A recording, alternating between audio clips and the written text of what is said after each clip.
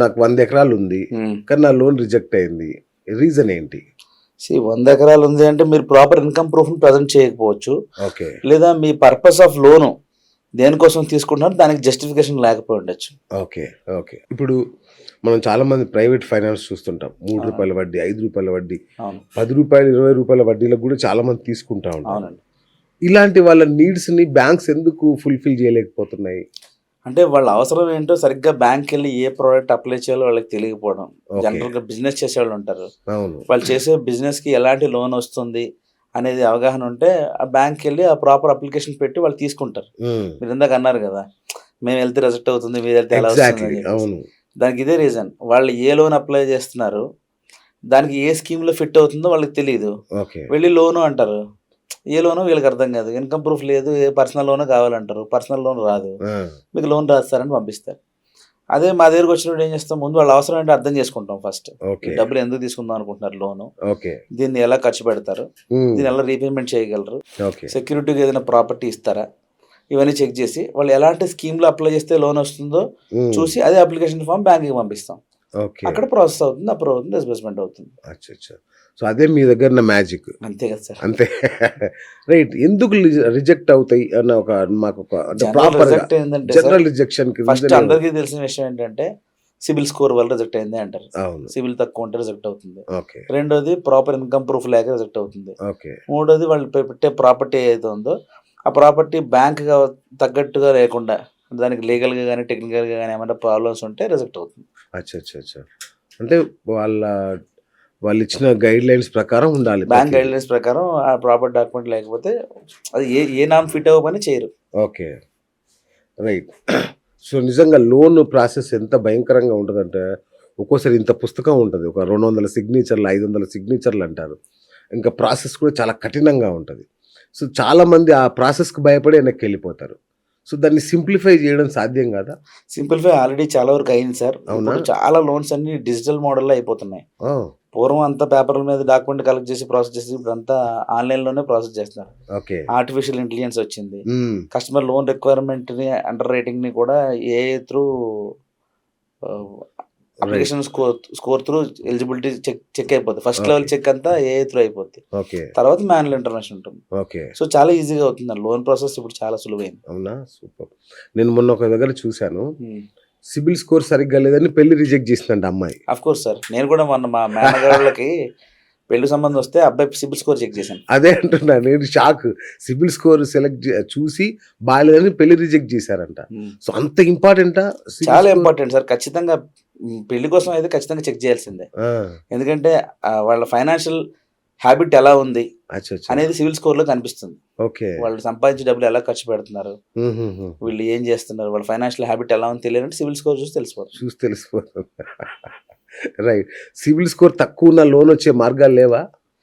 Civil score తక్కువ ఉన్నా కూడా లోన్ వస్తుంది సార్. సివిల్ స్కోర్ ఎంత ఉన్నది అనే దానికి లోన్ కి సంబంధం లేదు. రీపేమెంట్ ఎలా చేస్తున్నారు అనేది చూస్తుంది బ్యాంక్. అంతే. సో సివిల్ స్కోర్ తక్కువ ఉన్నా కూడా లోన్ ఇచ్చే వాళ్ళు ఉంటారు.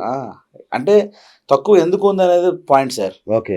ఇప్పుడు ఫస్ట్ ఎలా ఉంటుందంటే కస్టమర్ జనరల్ గా సివిల్ స్కోర్ అనేది 700 అండ్ అబౌవ్, 720 అబౌవ్, 750 అబౌవ్ ఉంటే బెస్ట్ స్కోర్ అంటారు.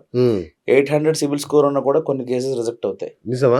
650 సివిల్ స్కోర్ ఉన్నా కూడా కొన్ని లోన్స్ అప్రూవ్ అవుతాయి. ఎందుకంటే ఆయన రీపేమెంట్ ఎలా చేస్తున్నాడు అనేది చూస్తాం, కానీ స్కోర్ ఎంత ఉన్నది అనేది పెద్ద మ్యాటర్. అంటే పాత ఈఎంఐలు కరెక్ట్ టైం కడుతున్నాడా లేదా, క్రెడిట్ కార్డు బిల్లు కరెక్ట్ గా, ఇవే చూస్తారా? అవునండి, అవే స్కోర్ ని ఇంపాక్ట్ చేస్తాయి. జనరల్ గా ఏముందంటే ప్రతి ఒక్కరికి లైఫ్ లో ఏదో టైంలో కొంచెం డిస్టర్బెన్స్ వస్తుంది, కానీ వాళ్ళ ఇంటెన్షన్ ఎలా ఉందని తెలుస్తుంది.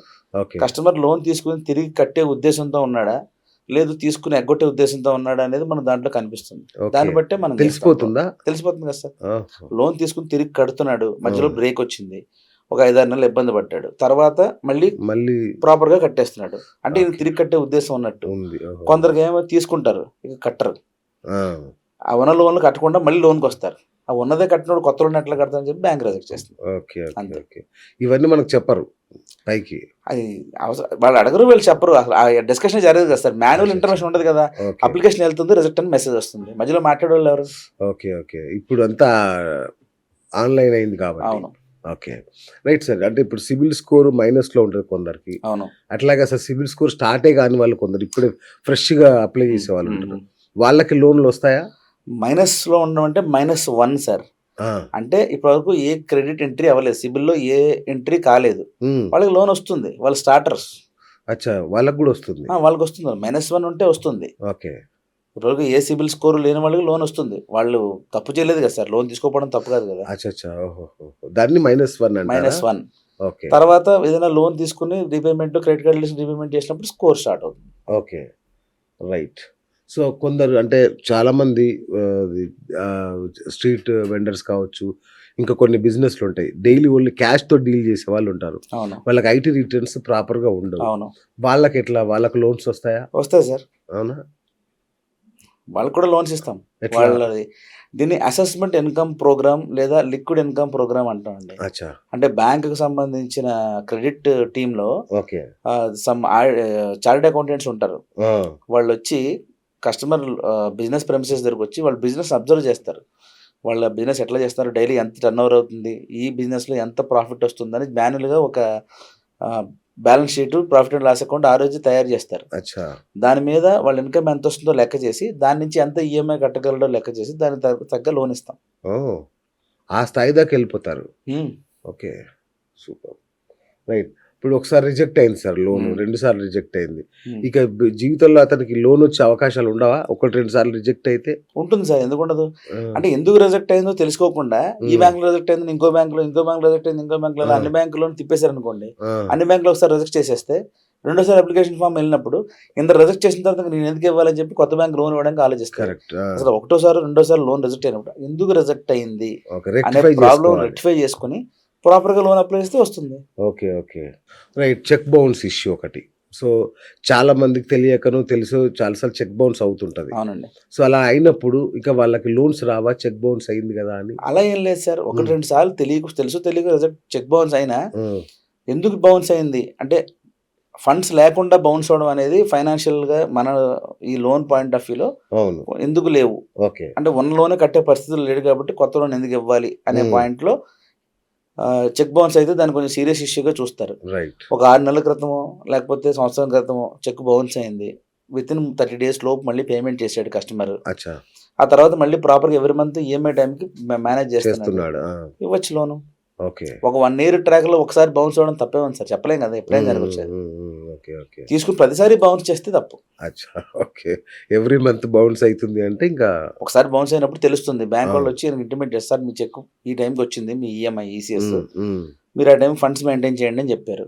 అది తెలియదు అంటే నేను పెట్టుకున్నాను అన్నాడు. నెక్స్ట్ మంత్ మళ్ళీ ఆ డేట్కి వచ్చి వాడు చెప్పడు కదా, ముందే పెట్టుకోవాలి. మన అగ్రిమెంట్లో మెన్షన్ చేస్తారు, సార్ ఎవ్రీ మంత్ పలానా 5వ తారీఖు మీకు ఈఎంఐ వస్తుంది, అప్పటికి కావాల్సినంత బ్యాలెన్స్ మీ అకౌంట్లో మేనేజ్ చేయండి అని చెప్తారు. ఎప్పుడో ఏదో ఎమర్జెన్సీ రావడమో లేకపోతే ఏదైనా మెడికల్ ఎమర్జెన్సీ వచ్చి ఈఎంఐ కంటే ఇంపార్టెంట్ అని చెప్పి డబ్బులు డ్రా చేశారు అనుకోండి, అప్పుడు బౌన్స్ అయింది, 2-3 సర్దుబాటు చేసి కట్టేశారు, ఇబ్బంది ఏం లేదు. Okay, okay, right. అట్లాగే హౌసింగ్ లోన్ అండి. హౌసింగ్ లోన్ అనేది ఎట్లా ఉంటాయి ఇంట్రెస్ట్ రేట్లు? అంటే బయట ఫైనాన్స్ తెచ్చి కట్టుకోవాలంటే బెటరా, హౌసింగ్ లోన్కి వెళ్ళడం బెటరా? మొత్తం అన్ని లోన్స్ కంటే హోమ్ లోన్ లోనే తక్కువ రేట్ ఆఫ్ ఇంట్రెస్ట్ ఉంటుంది సార్. జనరల్ గా తక్కువ rate of interest home loan లోనే ఉంటుంది. బ్యాంక్ లోన్ తీసుకుని కట్టుకోవడమే మంచిది. ఓకే, సో 8%, 9% అట్లా ఇప్పుడు 7.15 నుంచి కూడా స్టార్ట్ అయినాయి. కొత్త రెపో రేట్స్ వచ్చిన తర్వాత starting rate 7.15 based on CIBIL score. Okay.